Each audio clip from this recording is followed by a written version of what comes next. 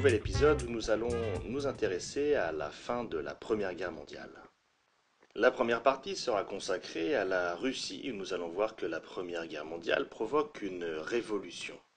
Dans un second temps, et donc une deuxième partie, nous nous intéresserons cette fois à la fin de la guerre en France et en Allemagne et nous verrons que cette guerre débouche sur une nouvelle carte de l'Europe.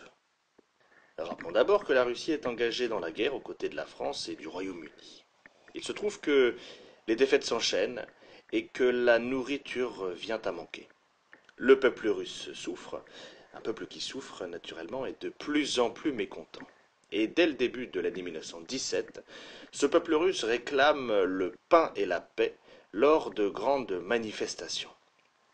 Les manifestants marchent sur la ville principale de Russie, Petrograd, où réside leur chef, appelé le Tsar. Le Tsar étant le souverain de la Russie entre 1547 et 1917, son nom est, pendant la guerre, Nicolas II. Les manifestants attaquent le palais, tuent la famille impériale et mettent en place un gouvernement provisoire. Il se trouve que ce nouveau gouvernement provisoire poursuit la guerre contre la volonté du peuple. Peuple qui va donc se remettre naturellement à manifester. Vous vous en doutez, il n'y a pas de manifestation sans leader. Et le leader de ces manifestations en 1917 s'appelle Lénine, son nom complet étant Vladimir Ilitch Ulyanov.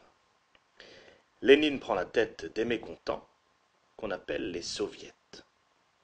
Un soviet est un conseil formé par les classes populaires, ouvriers, paysans, et qui est favorable à la révolution. En octobre 1917, la première révolution ayant eu lieu en février, Lénine, les soviets et le parti bolchevique réalisent un coup d'État qui renverse le gouvernement provisoire qui était arrivé après la chute du tsar. Lénine, contrairement au gouvernement provisoire, respecte la volonté du peuple en sortant la Russie de la Première Guerre mondiale. La guerre aura donc provoqué la chute de 400 ans de tsarisme et aura fait rentrer la Russie dans un nouveau système, le communisme. À la fin de l'année 1917, la Russie ne fait donc plus partie de la Première Guerre mondiale. Mais, dans l'Europe de l'Ouest, la Première Guerre mondiale n'est pas achevée, puisque la France et l'Allemagne s'affrontent toujours dans une guerre de position meurtrière. Il faut attendre le début de l'année 1918 pour que les grandes offensives reprennent et que donc nous re-rentrions dans la guerre de mouvement qui débouchera sur la victoire française. Les combats prennent fin le 11 novembre 1918. L'Allemagne demande l'armistice. Les chefs, allemands et français, se rencontrent à Rotonde, en Picardie. La signature de l'armistice a lieu dans le wagon-salon du maréchal Foch, qui est commandant des forces armées françaises. L'Allemagne, grande perdante, doit restituer l'Alsace-Lorraine et se désarmer entièrement. En France, les cloches sonnent dans tous les villages pour annoncer la fin du conflit. Mais il faut attendre quasiment un an pour que la paix soit signée officiellement le 28 juin 1919 à Versailles. Et ce traité porte le nom du lieu où il est signé, c'est donc le traité de Versailles.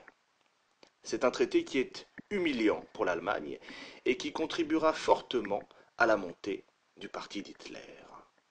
La France est représentée par le président du Conseil Georges Clemenceau, surnommé le père de la victoire. Le traité de Versailles est donc à l'origine d'une nouvelle Europe.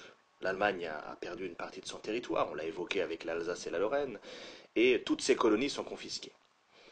Tout le centre de l'Europe, quant à lui, voit ses frontières bouger. Mais c'est un traité qui est très mal vécu par l'Allemagne et par de nombreux pays qui sont en réalité peu satisfaits de leur nouveau territoire. Et ce traité de Versailles va être le terreau d'une nouvelle contestation. En outre, les conflits frontaliers démarrent. Voilà, vous savez tout sur la fin de la Première Guerre mondiale. Retenez bien que cette Première Guerre mondiale a été le premier conflit à connaître la violence de masse qui a donc touché civils et militaires. La bataille de Verdun est le témoignage du massacre des armées, de la violence des combats. Des pays, des continents ont participé au conflit via le jeu des alliances, mais également via les liens impériaux. Retenez également que c'est aussi pendant la Première Guerre mondiale qu'a eu cet autre exemple de la violence de masse qui cette fois touche les civils avec le génocide arménien qui est le premier génocide de l'histoire. Enfin, et c'est le dernier point, la Première Guerre mondiale a profondément changé l'ordre mondial. Elle a redessiné les frontières puisqu'elle a provoqué une importante vague de révolution comme nous avons pu le voir avec l'exemple de la Russie.